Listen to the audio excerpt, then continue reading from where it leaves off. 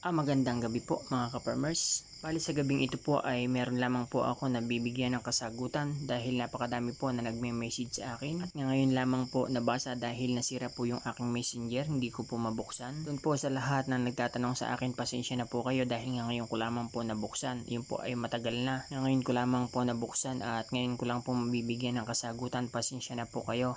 Pero next time yun na lamang po gawin ito. Dahil sigurado yung itinatanong nyo sa akin ay okay na. So bali marami po ang nag-message sa akin na open ko lang po kanina. Ang sabi po nila, "Sir, patulong po, bakit po yung aking baboy na bagong anak ay hindi po tumatayo? Meron 2 araw, meron 3 araw, hindi po tumatayo daw.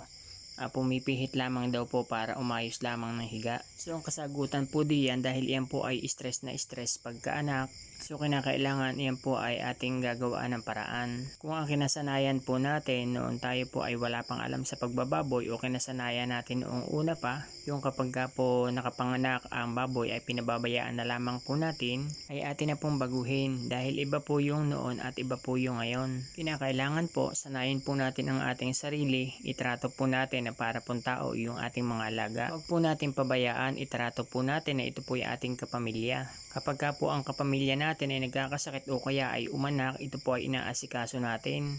Unang-una, sanayin po natin ang ating sarili, bigyan po natin ng gamot, bigyan po natin ng antibiotic para po kontra infection. Ang kasagutan ko po doon po sa sinasabi nila na bakit po hindi tumatayo, 3 days na po na nakapanganak ay hindi naman tumatayo, pumipihit lamang para po umayos ng tayo. Ang possible po na sagot doon ay iyan po ay may lagnat dahil nagkameron po yan na infection. Kaya ugaliin po natin kapag ka po manganganak ang ating baboy, kapag ka po natapos yung panganak niya, huwag po tayong mag-atubili na ito po ay turukan natin ng antibiotic. Marami po nagsasabi na kung hindi po ba aatras daw ang gatas o maiiga ang gatas kapag ka nag-antibiotic sila. Ang kasagutan po doon ay hindi naman po, hindi po aatras ang gatas niyan. Alam niyo po ba ang nakakapagpaatras ng gatas? Kapag ka po dinapuan ng infeksyon ang ating baboy na inahin na bagong anak at ito po ay nilagnat, yun po ang nakakapagpaatras ng gatas. Kapag ka po nilagnat ang ating inahin, minsan naiiga o natutuyo po ang kanyang gatas. Kaya huwag na po natin intayin pa magkaganon na maigahan pa ng gatas ang ating inahin. Dahilan lamang dahil sa hindi natin alam na kinakailangan palang turukan po ng antibiotic ang ating mga inahin kapag sila po ay natapos manganak. Dahil syempre, doon po sa kanyang pagkakaanak, paari na may mga nadali na nakasakit doon o kaya may nagasgasan. Syempre dahil sa pamamaga, open pa po yung kanyang cervix, tapos po na napapasok po ng lamig, possible po na magkaroon ng bacterial infection kasi bukas pa po yun. Kaya para po maiwasan natin yon, after po manganak, magbigay na po tayo ng gamot sa kanya.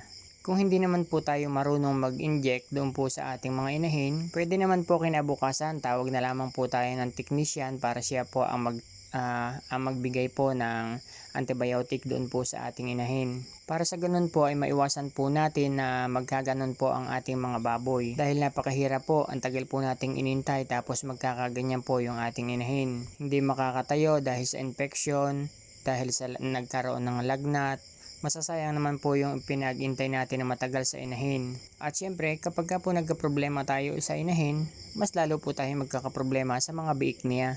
Kaya huwag na po nating intayin na magkaganon po ang inahin natin kasi maapektuhan po ang ating mga biik.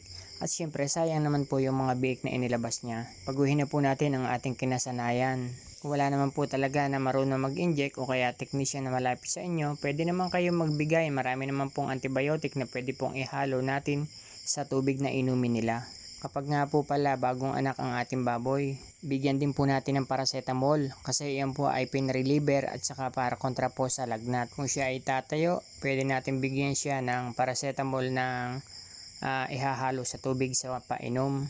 Tapos yung pong antibiotic ay pwede pong paturok na para maiwasan po natin ang bacterial infection sa ating mga inahin na bagong anak at para maiwasan po natin maiga po ay yung kanyang gatas. At syempre, ang ating inaalagaan diyan ay yung inahin dahil sayang na sayang kung magkakaganyan naman po yung ating inahin. Sana sa pamamagitan po ng video na ito ay magkaroon po kayo at nasagot ko po yung inyong mga katanungan. Sinsya na po kayo doon sa mga lahat po sa nag-message sa akin personally kasi nga ngayon ko lamang po, alam ko po na huli pa dahil ilang buwan na po ang nakakalipas. Ngayon ko lamang po na open ang aking messenger at ngayon ko lang po nabasa.